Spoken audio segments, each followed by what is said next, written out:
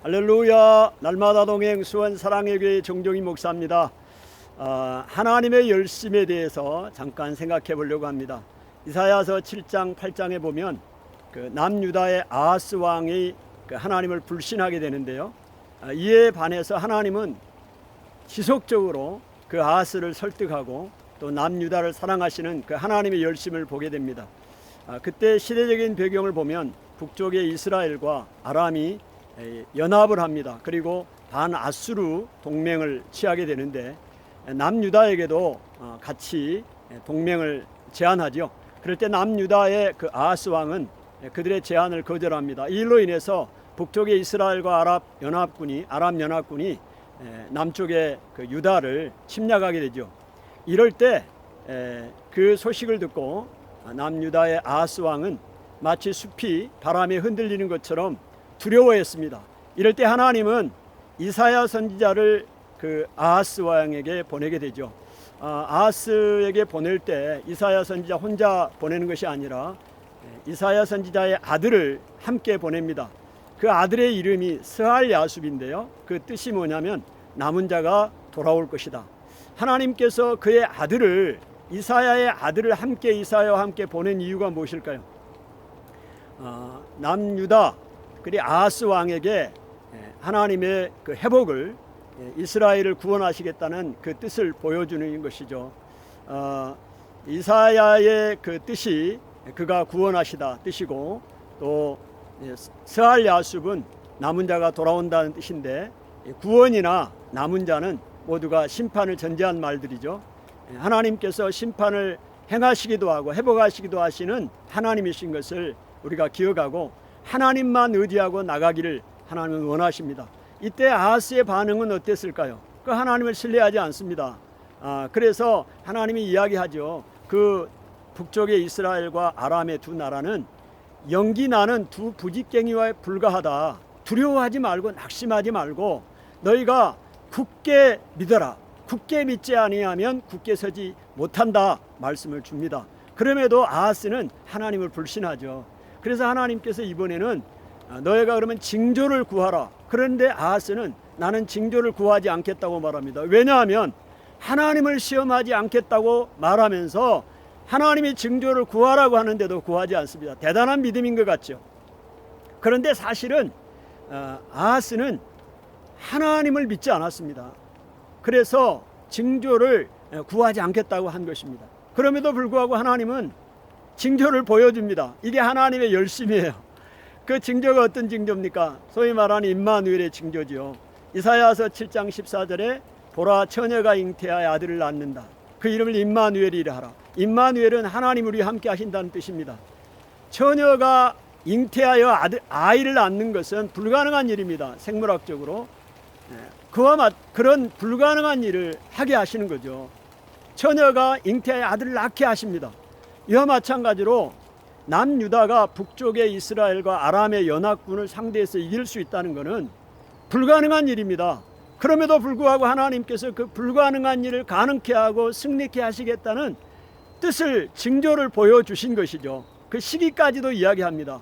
그 이사야 선지자가 둘째 아들을 낳게 될 텐데, 그 아이가 이제 선과 악을 구별하기 전까지, 그러니까 선과 악을 구별할 나이는 보통 2살에서 3살 정도, 그 2-3년 내에 아람과 북쪽의 이스라엘이 멸망하게 될 것이다. 두려워하지 말라. 이런 징조를 보여주십니다. 여러분, 이쯤 되면 아하스가 그 하나님의 말씀에 순종하고 나가야 될 것 같은데, 아하스는 그 하나님의 말씀을 믿지 아니하고 오히려 강대국 아수르를 의지합니다.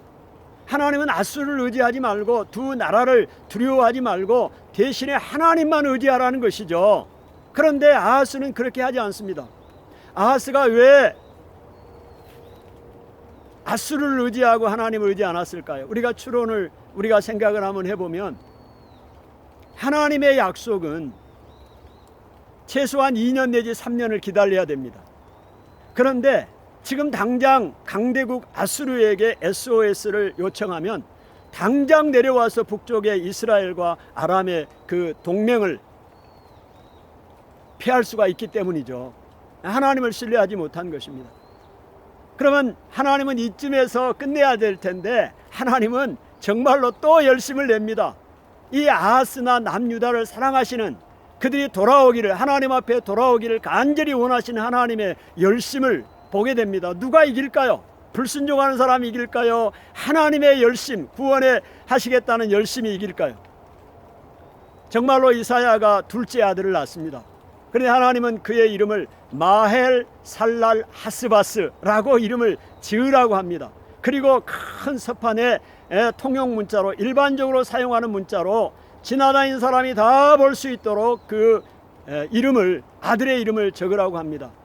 마헬 살랄 하스바스라는 뜻은 재량물을 긴급하게 신속하게 탈취한다는 뜻입니다. 이 말은 결국 북쪽의 그 두 연합군을 아수르를 통해서 멸망시키겠다, 긴급하게 멸망시키겠다는 하나님의 뜻이죠. 뜻을 말하는 겁니다. 그 시기도 구체적으로 말씀을 하고 있죠. 이 아이가 태어나서 내 아빠, 내 엄마라고 말하기 전, 그러니까 2살이나 3살, 2, 3년 안에 이런 일을 행하겠다고 분명하게 아하스에게 이야기하지만, 아하스는 결국 그 하나님의 끈질긴 사랑과 그들을 향한 열심에 배신을 하죠. 그래서 하나님을 신뢰하기보다는 아수르를 의지합니다. 그런데 어떤 결과가 일어납니까?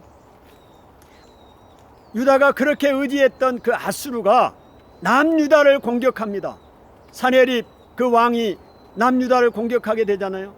하나님이 예언했던 대로 실제로 BC 732년에 아람이 아수르의 멸망을 당하고 10년 후 BC 722년에 북이스라엘도 아수르에 완전히 멸망을 당합니다.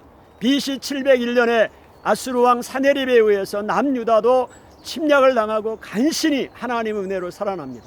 그럼에도 불구하고 그 고난에서, 그 환난에서 면했으면 하나님을 의지하고 하나님을 찾아야 되는데 그렇지 않습니다.